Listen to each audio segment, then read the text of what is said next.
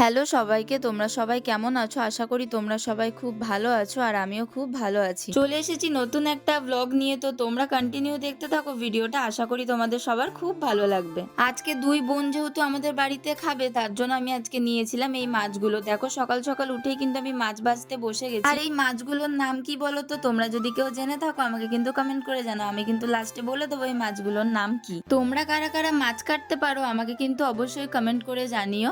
আর আমি কিন্তু মোটামুটি পারি। এবার থেকে কিন্তু আমি উনুনে রান্না করব, তার জন্য বাবা এই জায়গাটা কিন্তু চাতাল বানিয়ে দিয়েছে আর উনুনটা কিন্তু ঢাকা দেওয়া রয়েছে। তো দেখো তোমাদের দেখিয়ে দিলাম জায়গাটা কত সুন্দর লাগছে দেখতে। এবার থেকে কিন্তু আমার ভিডিওগুলোও ভালো হবে, কিন্তু আজকে যেহেতু নতুন করেছে তার জন্য আজকে করতে পারবো না। আজকে আমি এই গ্যাসেই রান্না করব। চলো তাহলে এবার রান্নাটা শুরু করা যাক। আমি কিন্তু একদম সিম্পলভাবে আমি আমার মতো করে রান্না করব, তো তোমরা ভিডিওটা দেখো, তোমাদের সবার খুব ভালো লাগবে। আর এদিকে দেখো আমি কড়াইয়ের মধ্যে তেল গরম করতে দিয়ে দিয়েছি, আর তার ফাঁকেই আমি এদিকে নুন আর হলুদ মাখিয়ে নিচ্ছি। মাছের মধ্যে কিন্তু আমার নুন হলুদ দেখো পুরো মাখানো হয়ে গেছে। আর এদিকে আমি তেলটা একটুখানি চারিদিকে ভালো করে নেড়ে নিলাম আর সঙ্গে সঙ্গে মাছটা দিয়ে দিলাম। তোমরা যারা যারা আমার ভিডিও দেখো তারা তো অবশ্যই জানো যে আমি আগের যে ভিডিওটা পোস্ট করেছিলাম সেখানে আমার মাছগুলো কিন্তু পুরো নষ্ট হয়ে গেছিলো, একটাও মাছ ঠিকমতো করে ভাজতে পারিনি। কিন্তু এই মাছগুলো আমি দেখো পুরো ঠিক করে ভেজেছি। আর এদিকে দেখি বোন আমার ভিডিওগুলো দেখছে ওর ফোন থেকে। আর এদিকে দেখো আমার মাছগুলো কিন্তু একটাও লেগে যায়নি, প্রত্যেকটা প্রপারভাবে ভাজা হয়েছে। আর এই দেখে কিন্তু আমি আনন্দে লাফাচ্ছিলাম।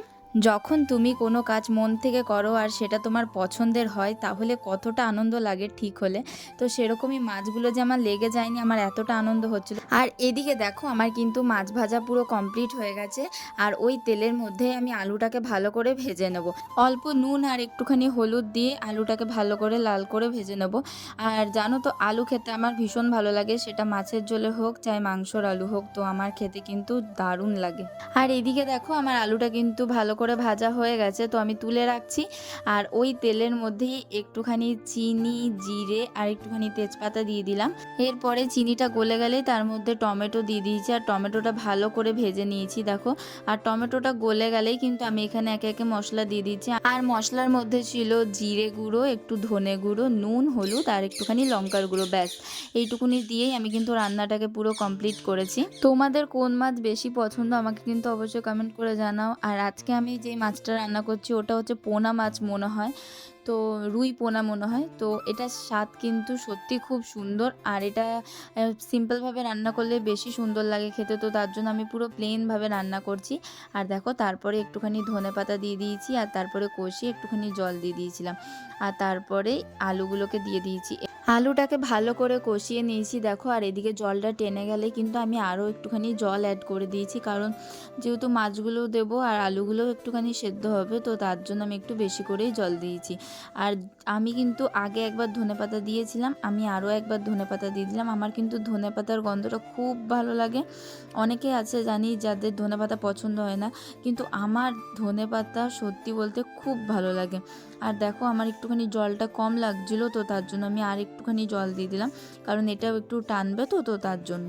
আর তারপরেই দেখো এদিকে ঝোলটা ফুটতে শুরু করে দিয়েছে। আমি একবার তাই ঘর থেকে ঘুরে আসলাম যে মা কি করছে দেখে আসি। আর তারপরে এসেই দেখি মাছ আমাদের রেডি হয়ে গেছে, তো আমি মাছটাকে নামিয়ে নিলাম। আর এদিকে দেখো আমার মাছ পুরো কমপ্লিট। কেমন হয়েছে তোমরা কিন্তু অবশ্যই কমেন্ট করে জানিও যে মাছের ঝোলটা তোমাদের কেমন লাগলো।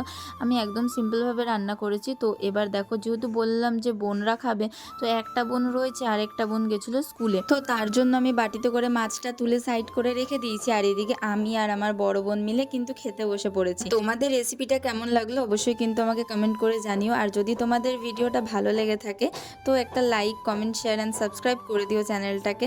চলো আজকের মতো এই পর্যন্ত, দেখা হবে পরের একটা নতুন ভালো ভিডিওতে। ততক্ষণ অবধি সবাই ভালো থেকো।